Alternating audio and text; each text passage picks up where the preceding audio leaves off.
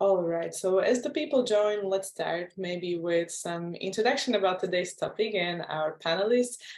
So today we are joined with a strong group of women, and we will be talking about women-centric design in digital measurements and monitoring. We will talk about some lived experience. We will hear some insights from design experts about where these tools and services are often lacking, some specific functionalities or features that support women on their journeys. And we will talk a little bit about what the developers and designers, creators can do to better account for needs and experiences of women, which is half of the population, and they should not be omitted and neglected. So welcome today to our panelists.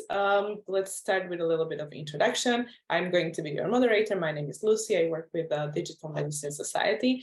And our first panelist is Emily Lewis. Emily, would you like to start? Yes. Hey, Lucy, thanks for having us. I'm Emily Lewis. I work within digital business transformation at UCB, specifically within neurology.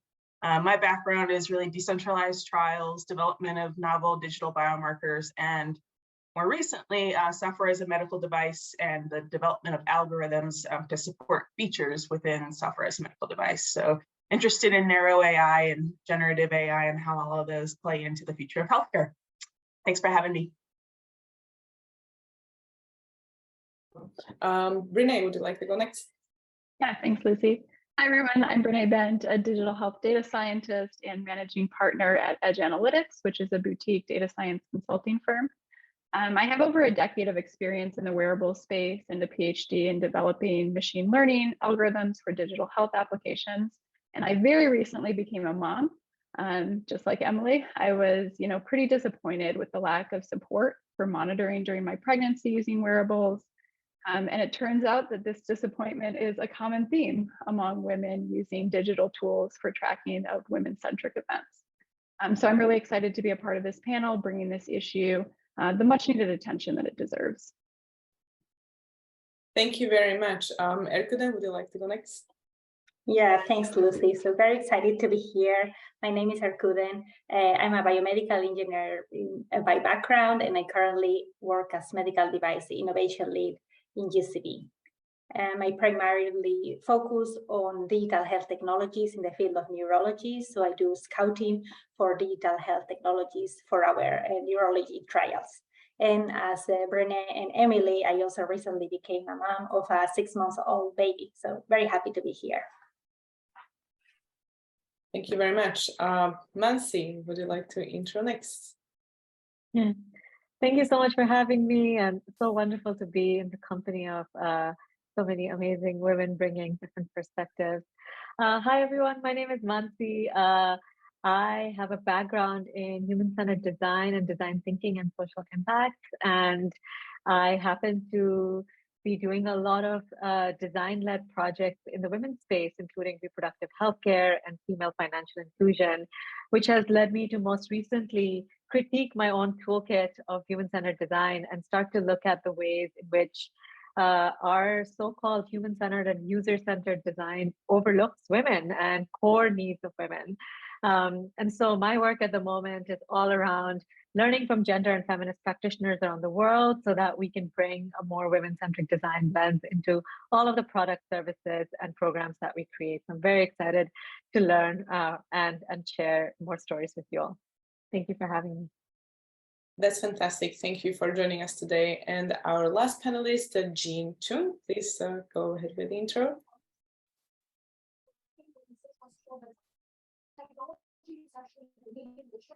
Oh, I think you're muted.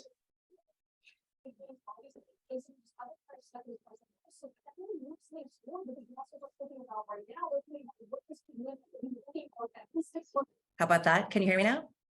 Still, yes. Okay. It had to happen to someone, so I'm glad it was me.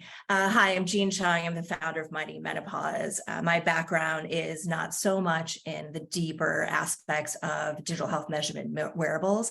However, a very unique perspective to add regarding menopause and what we're up against insofar as what are we measuring, what's important, how do we measure it, and can menopause reach where we are now in fertility and pregnancy, and then can that all transform how women's health is going to be innovated into the future.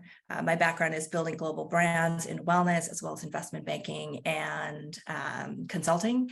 And as everyone else here, is very committed to our particular area of women's health and moving that forward with technology. That's amazing. Thank you for joining us today as well. And let's dive right in. Before that, first, a little bit of housekeeping. As you all noticed, today's session is being recorded. The recording is going to be available on DIME's webinar website after this. And at the end of the discussion, there will be a Q&A section where you can ask your questions. So you can either raise your hand, or even as we speak, so that you don't forget, you can type your question into the chat box and we will address them at the end of our webinar. So let's start. As you all heard a little bit in the intro, the reality is that our existing digital tools often are not inclusive of not only pregnant and postpartum women, but also women on different parts of their journey throughout life. And as we know, sometimes women's health can differ from general population, and not only health, even their respective needs, differences. And today we are here to talk a little bit more about that. So let's start with a few personal stories that when our panelists had a light bulb moment and this topic made its way into their lives. So maybe let's start with Renee and your story during pregnancy and tracking, and I will give it off to you. Thanks, Lucy. Yeah, I wanted to share my experience using wearables to detect and track my pregnancy. I think there's immense value in using wearables for monitoring physiological changes during pregnancy, and I'm really fascinated by this data. As you can see here, the literature shows that the menstrual cycle is strongly correlated with nightly temperature trends, and we can gain a lot of insights into menstrual cycle tracking through just looking at wearables data. And if you go to the next slide, Lucy, this actually will show my personal data. And so if you look up in the top left-hand corner, you can see a graph of my nightly temperature trend data. And you can see that in the beginning part before that red box, I have a very typical menstrual cycle. It follows a very cyclical trend. And then you can see in red this jump in that temperature trend, which according to literature shows that you may be pregnant. And this was actually how I personally found out that I was pregnant, was by tracking my menstrual cycle using these temperature trends with a wearable. And I noticed that my temperature was trending upwards. So you can see that in the red box. I think it's really fascinating that I found out that I was pregnant from a wearable after using building algorithms for wearables for so many years. It was really exciting to have this insight very personally. And then I continued to use my wearable throughout pregnancy to monitor my physiology. So just below this graph, you can see this is my heart rate variability graphs. My nightly heart rate variability went from between 50 and 60 milliseconds to 17 in the third trimester. But then interestingly, after my son was born in January, my HRV quickly returned to its previous baseline within a couple of weeks. And this is just one of many insights that I found in my own personal physiology. And I think a lot of insights can be gained at a population level from this data. But monitoring really requires a very manual process of checking this data and determining what is normal from prior research studies. This lack of prenatal tracking was really disappointing to me. And I think this could really be improved in the future. Perhaps even more shocking to me, though, was the fact that there was not even a way at the time to denote that I was pregnant in the Oura Ring app. And not just to call out Oura here, many wearables, this is also the case. Just before my son was born, I actually took this screenshot here, which said that I was on day 281 of my menstrual cycle because it had no idea that I was pregnant. With more recent updates, though, Oura has added some more women-centric tags and events such as pregnancy, positive pregnancy tests, pregnancy loss, birth, breastfeeding, ovulation, and PMS. Well, I didn't get to utilize these tags during my pregnancy. I really applaud Aura for being more inclusive, and I'm hoping today we can urge other wearables and health apps to include the ability to denote these important events and to enable better monitoring and tracking of this very valuable data. And I can pass it back to you, Lucy.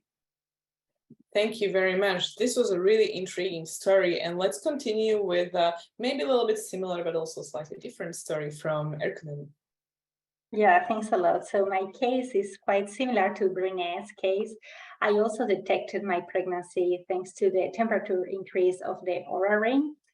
But what I saw is that as my pregnancy evolved, my heart rate variability also decreased, and as well as the sleep quality and activity levels were also decreased, right? Because not only my physiology, but also my behavior changed. Of course, all these different changes were translated in what we see in Oura scores. For example, for the ones that are not Oura users, we have the readiness score that reflects your overall well-being. So there is also a sleep score and activity score. And for me, during my pregnancy, all these scores were dramatically decreased. And of course, this is not a surprise, but what I found surprising or challenging is that this score calculation, it was absolutely not fit for purpose for pregnancy. So those scores were really not reflecting how I was feeling as a pregnant person. So the feedback was totally not useful. And as a matter of fact, I stopped wearing my wearable because it was not giving me any feedback on how I was feeling. It was not really matching what I was seeing on the app and how I was feeling. And I could even go further, saying that visualizing those low scores may have an impact on the mental health, because you may think you are not sleeping enough or you are not exercising enough according to those set rules that are set for a general population and not for a pregnant person. And actually you are sleeping worse and you are doing less exercise, but it's because you are pregnant, not because something is wrong. And that's definitely not reflected with those scores. And similarly, after my pregnancy, I started wearing the Oura ring again. And what I realized is that physiology was back to normal somehow, but sleep and activity are still very much disrupted. And I would like to draw your attention that during the postpartum, you may be very vulnerable. So seeing again low scores such as sleep, that you're not getting enough sleep and you are not getting enough exercise may have also a negative impact on your mental health. And this is a very vulnerable period where you should be really encouraged to feel better and not really to feel worse. So that's a little bit my story. And with this, I hand over to Lucy again. Thank you, Erkut. And I think this was a really, really important angle to also look how the behavior and your perception of the scores and the readouts and the insights that you're getting from the app may change in these different stages of your life. And our third story that we have today here is from Emily and her experience with continuous glucose monitoring, which is one of the very widely used type of monitoring of blood glucose throughout the world. So over to you, Emily. Thanks, Lucy. Yeah, so as opposed to the other two women who kind of shared more of a wellness lens, my lens, unfortunately, on this issue has been through a bit of a sickness lens. So unfortunately, in my third trimester, I was diagnosed with gestational diabetes. Like most people, I knew what diabetes was in type 1 and type 2, but I wasn't totally familiar with gestational diabetes and how it was different from type 1 and type 2. So a little bit of background to kind of set the stage here. Everybody who has diabetes has sort of an individualized glucose target range. So that is based upon all these various variables here. So, your age can play into that, your stress level, your activity level. And next slide. So not only is your glucose level target, individualized, but also as background, type 1 and type 2 diabetes have very different recommended ranges than the ranges recommended for gestational diabetes. And as you would imagine, and it makes total sense, I don't know why I never thought of this, but as you're growing a human inside of you, you need to be way more careful about the fluctuation and making sure that you're within range. So I know as an industry, we're moving away from A1C values as a measure. And now that continuous glucose monitors are becoming more popular, it's more target reference ranges that we're looking for. So that's just some background information. If you go to the next slide, so keep in mind, I didn't know these two things, right? So keep in mind, I'm very lucky. Through my insurance provider, I received a continuous glucose monitor. It was the Abbott Freestyle Libre 2. Was really happy with the device. It was a busy day. I, was easily able to put the sensor in my arm myself. And flipped through the couple of intro screens and I was off to the races and on with my day, right? Like, okay, here we go, I'm getting started. So you'll see this is one of the intro, a screenshot of one of the intro screens where you're able to see kind of the reference ranges that are by default within the app, the companion app. So it's sort of a RAG system, red, amber, green. Makes total sense. If you're red, you're low. If you're in and around the target range, you're yellow. And then if you're high, you're orange. So it was intuitive to me without having lots of background information. But just note here that the system automatically defaults to these reference ranges. And what I didn't know at the time is these are the reference ranges for type 1 and type 2. They are not the reference ranges for gestational diabetes. So next slide. So there is actually a way to customize your reference ranges within the app, but you have to have the knowledge that gestational diabetes has different ranges to be able to do that. So my biggest complaint with the onboarding process is the fact that it never asked me what type of diabetes I have as a user. A lot of this could have been avoided if it had just asked me and I had put in gestational diabetes and it would default then to the reference ranges for gestational diabetes, but unfortunately it did not do that. And so, the risk there is, especially for women who have gestational diabetes, they're not using a closed loop CGM system, meaning their continuous glucose monitor is not tied to an automated insulin pump, right? They're using an insulin pen. And so they need to be super educated about the connection between those reference ranges and how much insulin they need to give themselves. And so the scary part is a lot of these women are using the pens, and so they are strictly looking at these reference ranges to do the dosing. And if their reference ranges are wrong, then they're likely dosing wrong. So that's unfortunately what probably happened with me. I never manually put in reference ranges because I didn't know the reference ranges were different. And so next slide, unfortunately, I'm sure I was dosing erroneously. And, I think part of what's missing in these experiences, besides the onboarding questioning process needing to be more robust, is more education. Just knowing the fact that these reference ranges are different. I mean, I'm in healthcare and I'm in tech, and I didn't know these two things. And so I can only imagine that most women are in my shoes. And this is not only happening with me, but happening with many women. And so my TLDR here is we need to make these technologies more foolproof. If this is happening to me, it's happening to the better part of many women. And it's a little bit scary, frankly. So yeah, we need to talk more about how we can design these products to be more foolproof. And I think that's how we want to frame the rest of the remainder of the conversation. So I'll turn it back over to Lucy. Thank you very much, Emily. And I absolutely agree with you that these things should be foolproof and should be women should be educated, users should be educated. And we know from these stories that pregnancy is a state or a clinical state, that's something that is well defined, well understood. We know when it starts, we know when it ends, but a little bit of different flavor has menopause, because that's something that is a gradual change over a longer period of time and is very individual as well. So we have today with us also Jean, who are kind of who will be talking about that kind of angle and what that means to actually be aware of these changes and maybe tracking, monitoring some of the health data during this period of life. So over to you, Jean. Great, thank you. Again, that's a great lead up.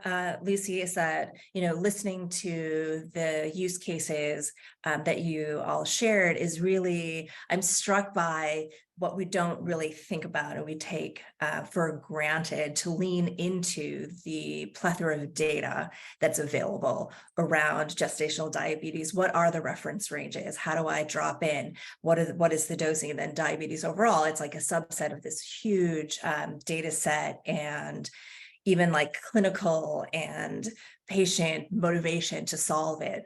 And in the Aura ring, right, we understand like the temperature changes while you're menstruating regularly and when your body temperature while you're pregnant. So we know that we can make comparisons. In menopause, we are way, way back, and I'll call it like we're almost basically in the cave. So we know even clinically, there's a lot of confusion. There's not a lot of agreement. And clinically, it's like, okay, we've got menopause. You are no longer bleeding. This is like, we can just agree on that. But before and after, what are the stages? So I'll take just a quick moment to give some context around the word menopause. And I do this every time because it's very confusing. So there are three basic uses of the term menopause. One, clinically, is a day in a woman's life where they mark 12 months from the final menstrual period. So that's where you hear phrases like, I've hit menopause, I've gone through menopause, meaning I've had at least 12 months with no period. So that's definitionally.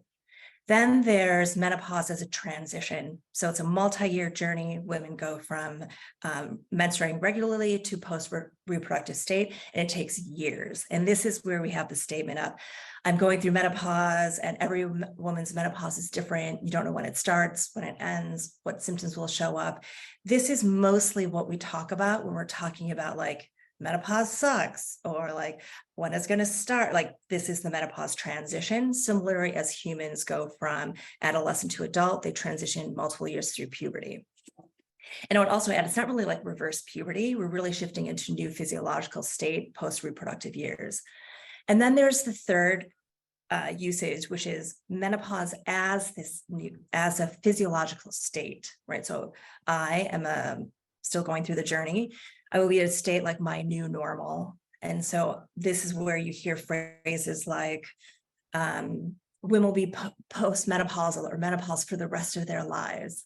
And they say in a way like it's this horrible thing, but in fact, like we just get to a new normal and we'll be in a new normal. And typically the new normal, symptoms go away for the most part, and we shift from acute problems like hot flashes and so forth to long-term problems like bone health, cognitive function, heart health.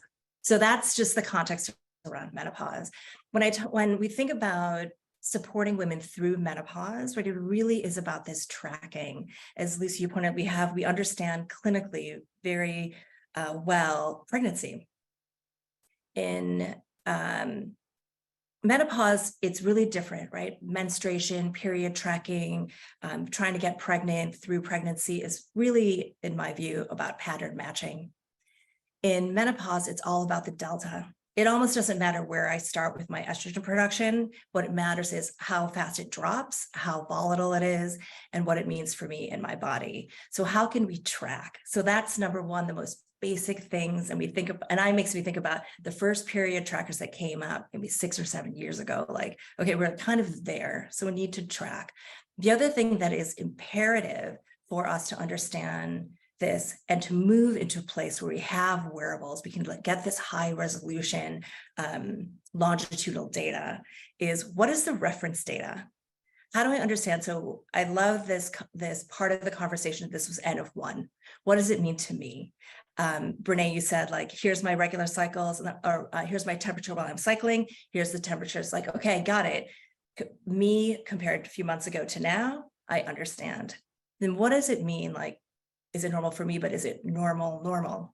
Like, is this normal for other women going through perimenopause or pregnancy? Is it normal post-menopause? We don't have any of that information. We don't have good reference range information, reference range data.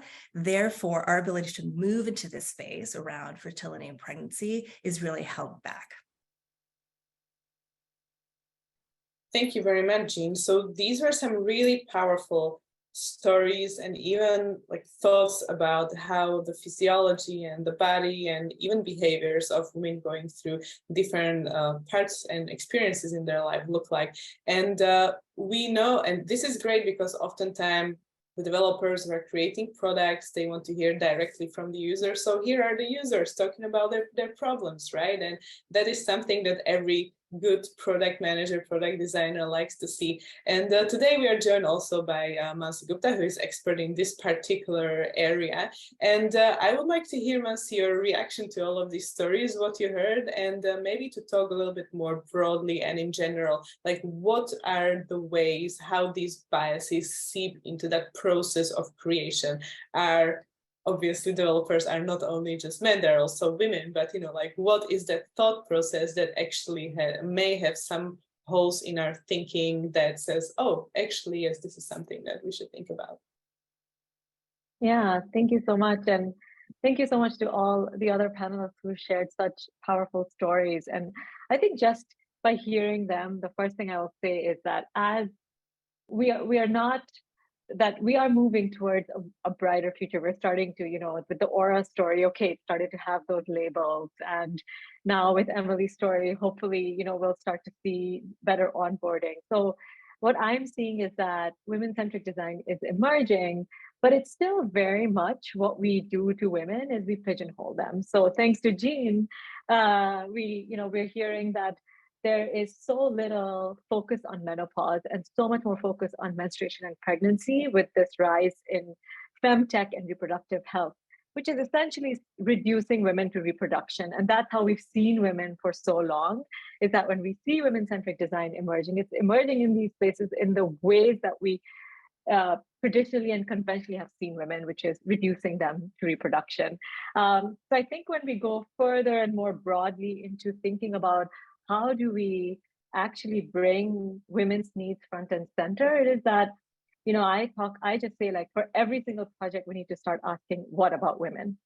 And we just haven't really done that. And if we start by pigeonholing women into reproduction, then we'll only ever kind of rise in that space. And women's healthcare is much more than that. The reproductive cycle includes menopause, as Jeannie said, and endometriosis. But beyond that, we have hearts and livers. We have autism, which is underdiagnosed in women. We have ADHD, which is underdiagnosed in women. And then, we go into further of our lives, such as, when these kind of factors start to affect other things. So a great example is pension funds. Like women lose out on their purchasing power because of pension funds, because pension funds will not take into account how women's lives are different. Women experience gender pay gaps. Women are more likely to go in and out of work. They're more likely to experience their so-called like career peak outside of the established norm.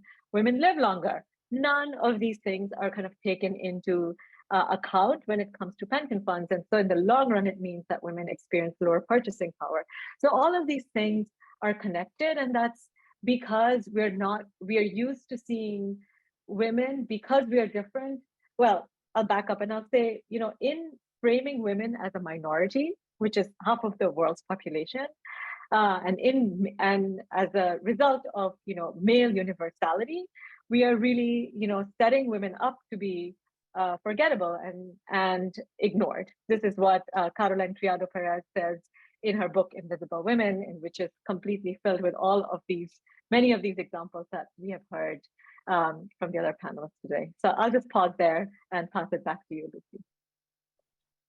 Thank you. And I think, you set the stage for many thoughts to come. And I'm definitely sure that with these stories and with your insights, we clearly define the problem well, right? So women and their specific needs and the way how they go through life, whether it is through health, through jobs, through finances, can be different than the rest of the general population. It's very difficult to make the generalizations for all of the universal population as we think about it. So that's the problem. We nailed it.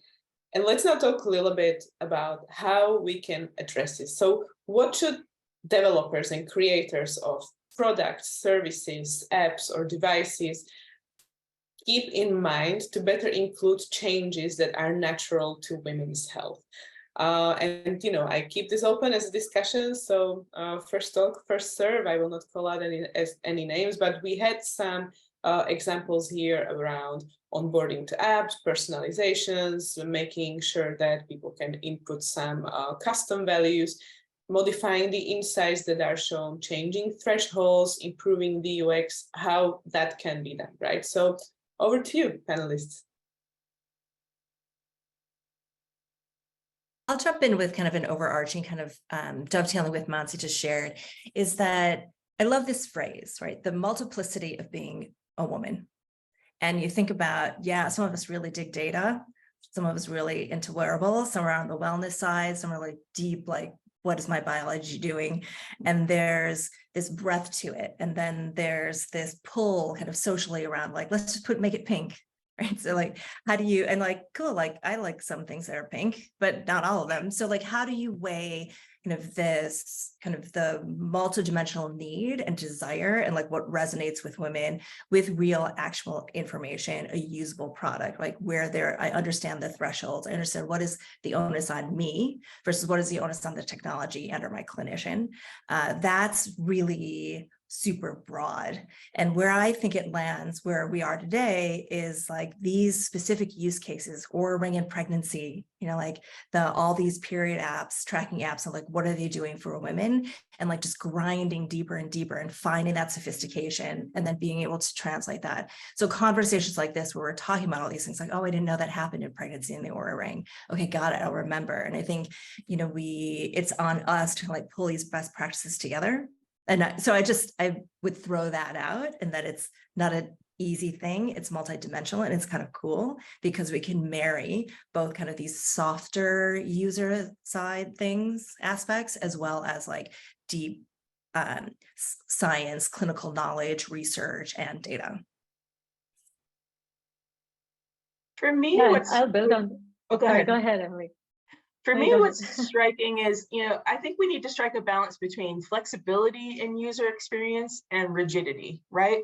Like for me, the ability to change the ranges was there. I just didn't know I need to do it.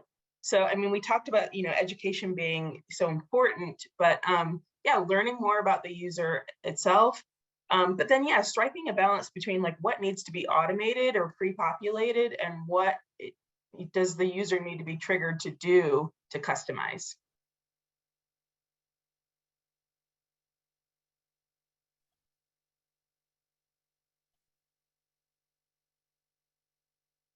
Yeah, I'll build on that a little, on both Jeannie's and Emily's point a little bit. I think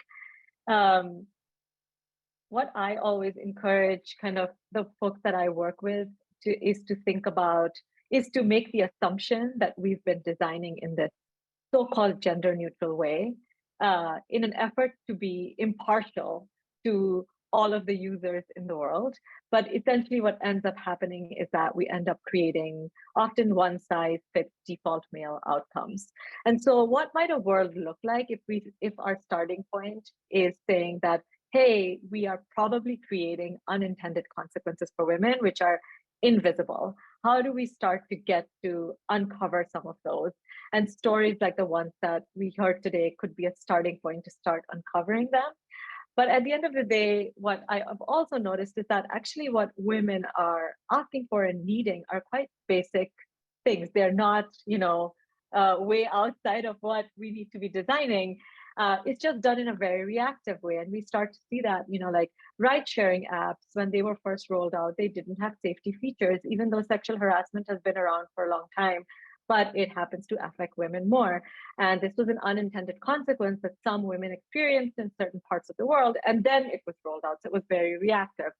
And so how can we if we start from a starting point of saying, hey, we're probably creating unintended consequences for women, or for other, groups that are considered minorities or have been minoritized by the world, then we can start to uncover, stories such as Emily's, where, oh yeah, we do have this flexibility. How do we bring it front and center? Because we need to.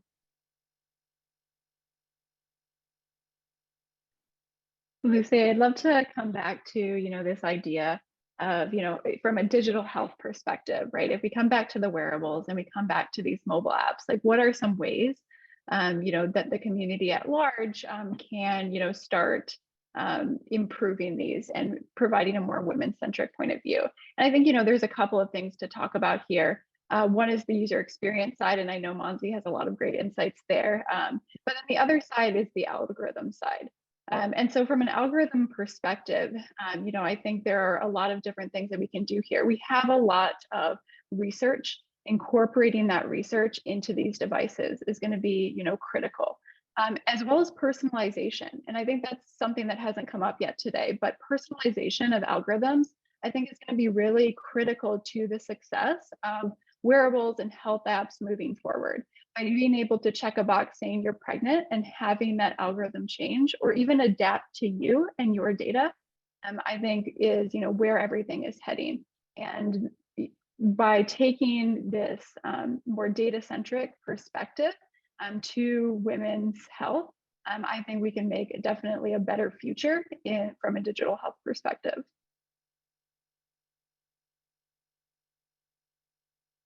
Yeah, I totally agree with that part on the algorithms, and that's very much related to my case scenario, right? Where I totally didn't feel my pregnancy was reflected by those scores. And I could also say that there is a huge opportunity here to educate the user, right? Say, why are you feeling like that? Or why your scores are not matching the general population, to guiding you through this wearable experience and telling you what is happening. So I think here there is maybe a gap between the wearable space and all these pregnancy tracking apps that give you a lot of information on how everything is going, but actually they are not tied to your physiology as a wearable would do. So in that sense, I see an opportunity to merge both worlds. Absolutely. There's definitely a giant gap here, right? We have all of these research studies, right? When I was pregnant, I could look at all the research studies. I knew that, what was happening in my data matched up with a lot of these research studies, but there was just this gap in the middle of these. And I think this is an opportunity for a lot of digital health applications and wearable companies to step in and, provide this perspective.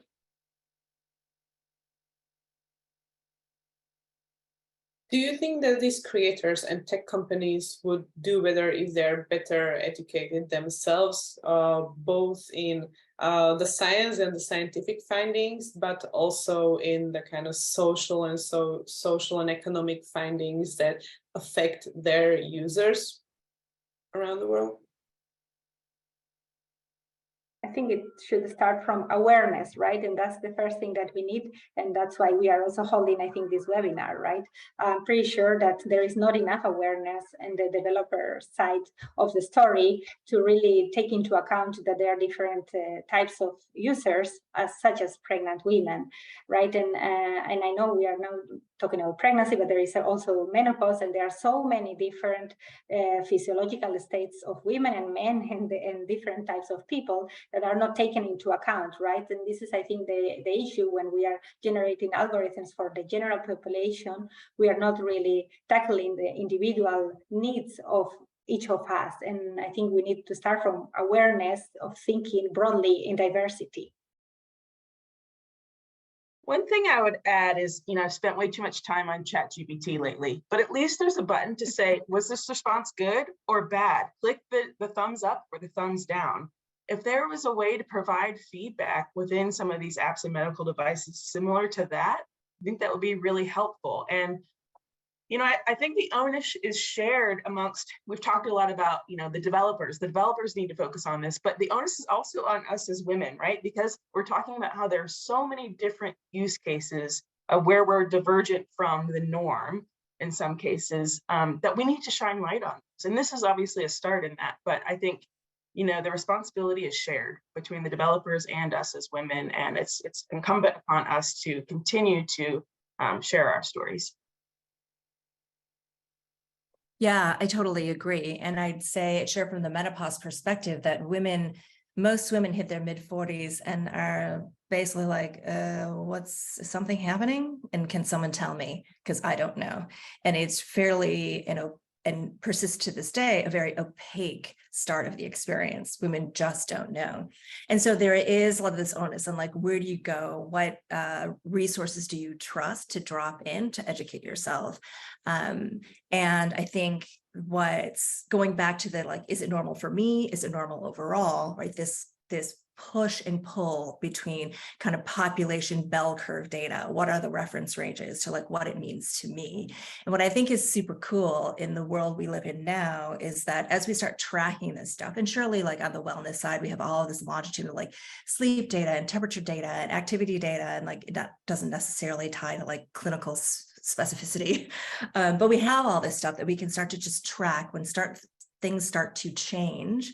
I can look back and say like, okay, like it's different. My clinician can look at it, like we can compare to research data and so forth. Say like, okay, like I am so much more knowledgeable now today in this world of high resolution longitudinal data than I will ever be. And so we continue to like just not create more data, but have motivation on very specific types of data so that these clinical things that are happening to me, physiological things, that I can lean into them and make better decisions. So I think that happens broadly for people in general, but I have a very specific lens on menopause, where like, what can I know about myself? And like, what happens is I drop into my mid-40s, into mid-50s, and I have no starting point. I have no comparative data. So it's like, I'm just kind of pushed into this place, like, okay, like figure it out. And I'm really hopeful, or I have a lot of hope for women in their 30s and 40s who are doing tracking right now, who have this data. So when things start to shift, that there is already some personal insight, and that in an aggregate for like this cohort of women will really start to define, right, clinical direction, research inquiry, and that will start to shift, because ultimately this all rides on the core foundational data. Yes, thank you. And I think these are great insights about personalization and looking at changes and maybe making it very specific to some part of the population while being general enough for the general population. And I know that that is a very delicate balance to find. But I would be curious, whether there are any tips and tricks how to bring this actually into the practice and into the development process, and how, like, what are some of the, let's say, checkpoints in that process where people, creators, developers should think about to back check on all of these, either, science or the different population, different experience. Maybe Masi, would you like to share, like, is there anything that you can share with us, when you work with organizations, how that looks like? Yeah, can you actually clarify the question? Yes, so, we heard that, like, what some of the improvements should be, to think more about personalized experiences, data, etc. And this is something that we as users look for and wish for, but how that is actually brought into the process of creation, a service or a product by an organization.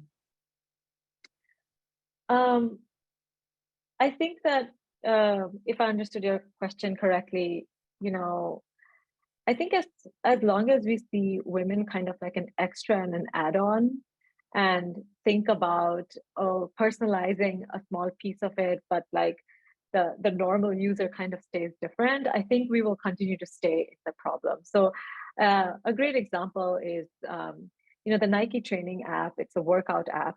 It's in the wellness space, and it's doing a lot to speak more to the reproductive healthcare system, reproductive health in general. They have a sync cycle, so women can like go into that and use that to do their workouts while they're in their menstrual cycle. But then the regular kind of workout that women are also using, I guess, whether or not we're always in our reproductive health cycle, those don't speak at all to, whether or not a woman should be working out or which things she should not be doing, etc. And I think that there's a huge missed opportunity here. So if we really what would it mean if every single workout in that app spoke to menstruation or menopause or postpartum or something else? That every single, because it has this user base that a lot of different people are using, it leads to that larger education, it leads to that reduction of stigma. So I think that along with personalization, we should also not be scared to bring this conversation into the mainstream. I'm curious to hear like how many men there are in this conversation, listening to this conversation today, right? So like we talked about the onus of like leading change, and that definitely needs to be shared. Otherwise, it just will stay like women's services will stay as an add-on, and that will continue to keep us kind of minoritized or to the side rather than being embedded into the decision making of every day. Okay, thank you. So, sorry. I was just going to say this is a controversial topic, but I mean, I think what we need to do as a cohort of women is not necessarily do a lot of complaining, but provide the use cases. I think those speak volumes and demonstrate great, you know, in a much larger way than us just saying there's a problem and clanging the gong over and over again. So I think use cases are what needs to be brought into the design process. Yes, yeah, and I'd love to absolutely. share. Sorry, Lucy. Yeah, No. Monse, I love this perspective from more of like the user experience and the design of these, different products. From an algorithm perspective, a way that we can be more inclusive is in the data collection process. Algorithms are only as good as the data that goes into them. And so at my company, we do a lot of R&D efforts. And, a big part of that is having inclusive data collection from the very beginning. So when you're just starting out doing feasibility assessments, all the way to, you're going to release this product and you want to make sure that it's validated across a very large pool of users. You want to make sure that you have inclusive data collection all along that entire lifeline of, developing that product. So I think that's a good call out here, and, maybe a small call to action for people developing these algorithms is to, go back and evaluate how you're doing your data collection. Is it inclusive to your end user population? And thanks for bringing that point up, Brene, because I think in addition to that, one thing that's also something to think about is how we're using the data we're collecting. Actually, there's so much data these days. And for example, in the US context, we know that maternal mortality rates are higher among Black women, but how many products and services are actually speaking to that, even though the data for those things exist? So alongside having to do data collection, we can also think about what data already exists and how we can bring that into action to not always and doing like kind of both of the things together in order to make those changes. It comes to my mind maybe a complementary point that, these algorithms are, as you said, Brene, are only as good as the data that come in. But also, if we want to make these data-based decisions for what the algorithms or apps or devices should be doing in the future, we also need very good metadata and labeling to know, who this data originated from, and is that someone that can be either at risk of some increased incidence of XYZ, or whether that can be a person based on their age, gender, socioeconomic background, etc., that may have a different experience with whatever product that we are bringing. I would like to now look into the Q&A, because we had a very cool question land in from Rachel asking, it's all great what we are talking about, but she's interested, what are some of the action points that you are doing or we are doing right now to bring into our respective organizations in your own work? And I think this is really great, whether there is a way how to transfer this experience from your lives into your everyday work and the things that you are creating, advocating for, and working towards in your jobs. So let's please answer this question. I'm really curious.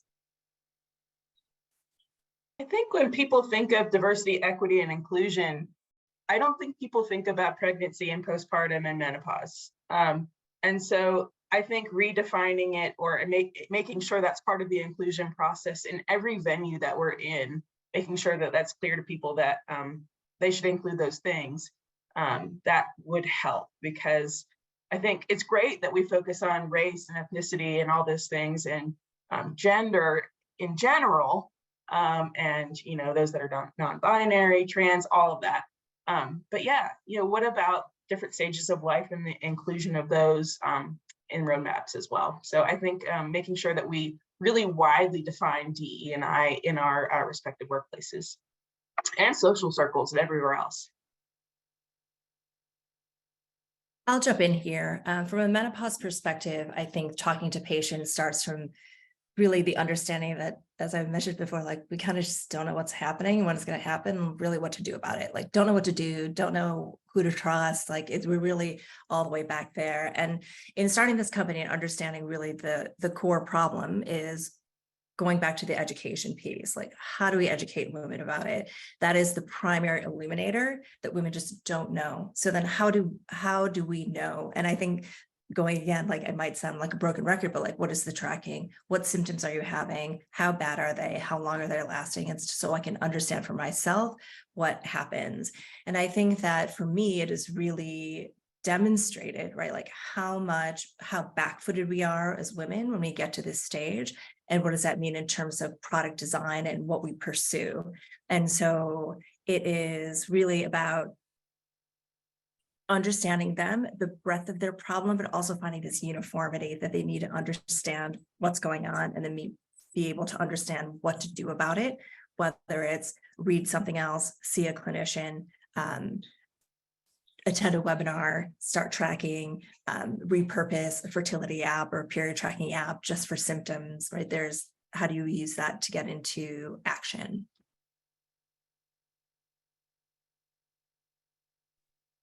I could say that we always have to be critical, right?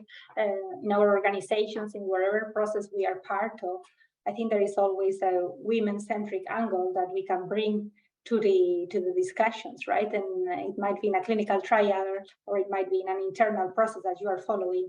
But I think being aware that there is always this bias and that you always can ask questions about how is it being solved, that's already a big step, right? To having somebody in the room who is being critical and has this women-centric perspective. I think that's a beginning to really have the entire organization thinking about that and being aware that that's an issue. Yeah, absolutely. Yeah, I just want to, oh, sorry. Go ahead, Brene. Yeah, I just wanted to, share my experience at Edge Analytics. I think the inclusive data collection is something that we are, really pushing forward as we're developing these algorithms. That's really important. And, personally, making sure that we have diversity on teams in tech, that's really important. And that's, something that I try to continuously, bring to the table at these different tech companies is a diversity of experiences of, these different life experiences, especially from a women-centric point of view. To share one story, when I was a freelance data scientist, I worked with this one company and everyone at the company were men, and they were working on a product for tracking inside of a toilet. And so they were going back and forth about, number one and number two in the toilet. And I brought up the point that, well, what about the monthly cycle? Like, how are your algorithms going to take that into account? And there was dead silence. They had not even considered it, right? And I think it's just important to have these really diverse teams when you're building out these products to make sure that you're having these voices heard. And if you don't have that diversity on your team, making sure you seek that, whether that's in user testing or, that's having focus groups, whatever that may be, you want to make sure you're having that diversity of thought and experience when you're building out a product, especially in the digital health space. I'll just add to both what Erica did and Brene said. I think from Erica, I think I just want to plus one that I think if we start from the point of view that our products probably are biased and that they actually need a gender lens, in this case, with this conversation, for example, there's so much data out there that says that gender gaps exist in all different parts. Like, we don't really need more data to prove that. So to just start with the idea that we've probably already created a product or service that is overlooking a certain population, that already opens the door to doing much more. And to your point, Brene, I think, talking about diverse teams, like in women-centric design, we say like those closest to the problem are often the ones that are closest to the solution. And so we want to be thinking about bringing diverse perspectives onto our teams. And one of the tools that I didn't develop, but I use all the time in my courses and workshops is the wheel of privilege and power. It's an intersectionality wheel that has been developed on the work of Kimberly Crenshaw, and it looks at all of the different ways that different lived experiences can work, from the ones that are seen as dominant personalities to the ones that are seen as marginalized. So that can be a wonderful tool to start seeing who is there on your team with which perspective and which ones do we need to bring onto our team, whether from the lens of our project team being more complete and also from the lens of who we're doing research with. So that's a great tool to bring into your practice. That's fantastic. Thank you. And that's definitely something that we will look at.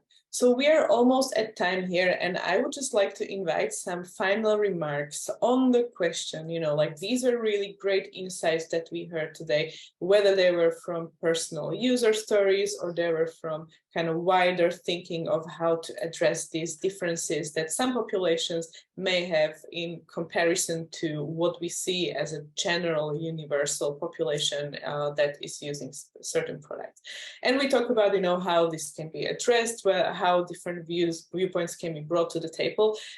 But I want you to think about like whether there is anything that we can do in a wider and bigger framework. Of course, these are mostly wellness products and they're often not regulated, not something that can be policed. But we talked a lot about education, a lot about how to speak to those that are making decisions. So maybe one sentence from everyone, what can be done that actually these call for thoughts about underrepresented populations reach those that are making the decisions, and actually make it to the products and also to the products in digital health that we use.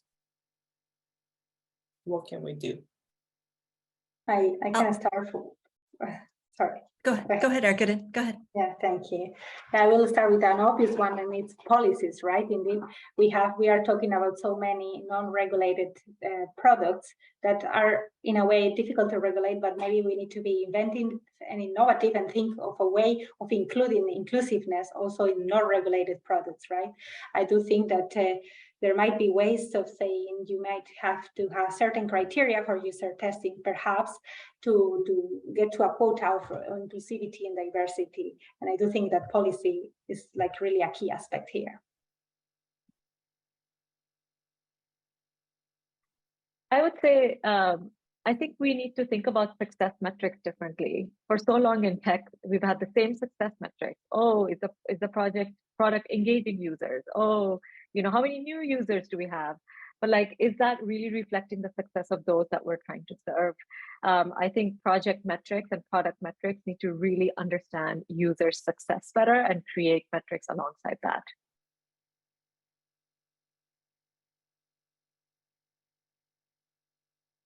I would say, we need to redefine what an MVP is, right? Usually an MVP is the bare minimum, right? And I think this needs to be included in that. So this checklist of the minimum things you need to do and the voices you need to hear and the right diverse team members, all of that should be a part of the MVP. It should not be in your sprint for 2 years down the road. Thank you. I take can I just start real quick? I take the perspective of like, we've got to do the things and we got to fail. We got to do it again and again. And to me, it comes back to funding and activation energy. Like, who wants to put the money behind this to prove it out? Like, what can we know and what can we leverage and what we can continue to innovate on? So me, it comes down to like the motivation and the money to get all of this moving in the right direction and make outsized gains. Thank you. And money is a very important point that actually closes our discussion. But I know that, today we heard a lot of very intriguing points case stories and also recommendations how to do things better. So I would like to thank all of our panelists for making the time to join us today in the discussion. The recording, as I said, is going to be available at DIME website, and there's probably also going to be some kind of a blog post summary from our discussion so that everyone can get back to it in reading. So again, thank you very much, everyone. You were great. Also our attendees, you were also great. Thank you for your questions, and we are looking forward to the next webinar. Have a great rest of your day. Thanks, everyone. Thanks a Thank lot. you, Bye. everyone. All right.